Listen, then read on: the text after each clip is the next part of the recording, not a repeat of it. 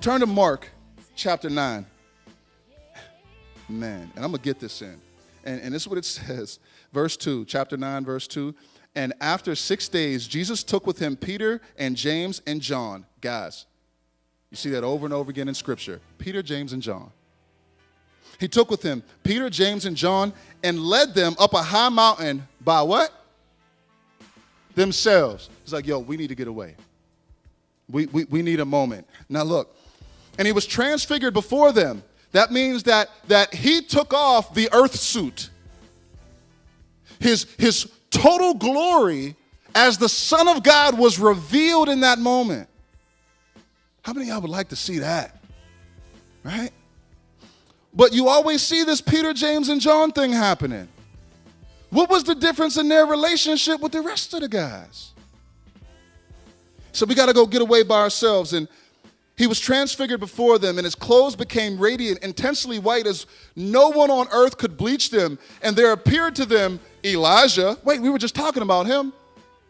And Moses, and we were just talking about him. And they were talking with Jesus.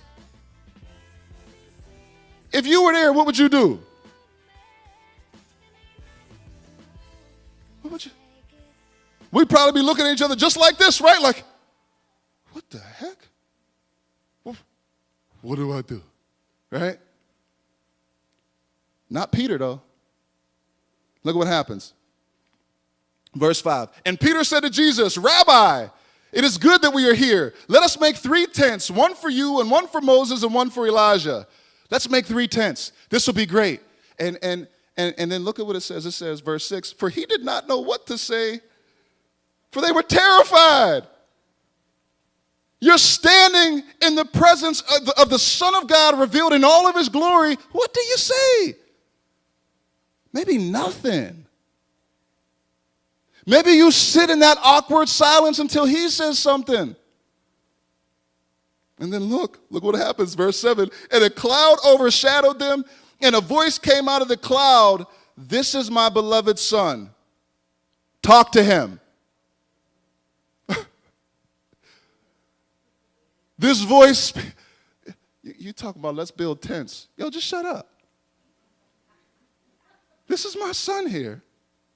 Be quiet and listen to him.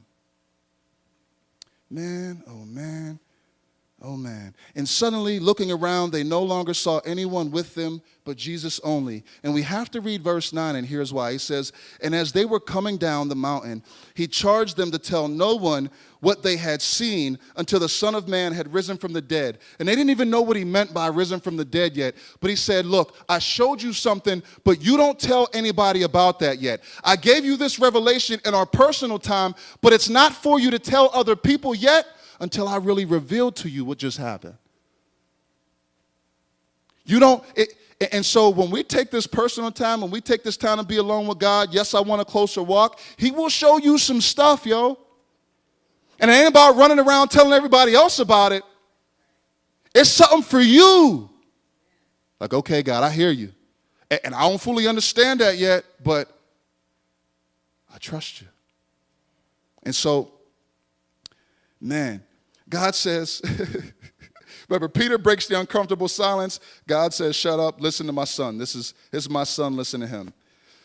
How often do we do all of the talking in our prayer? Or maybe we read our devotional and our Bible and immediately move on to the next thing, the next task, the next movement, what we got to get done. If we really want a closer walk, we must spend time in solitude and silence and just be with Jesus.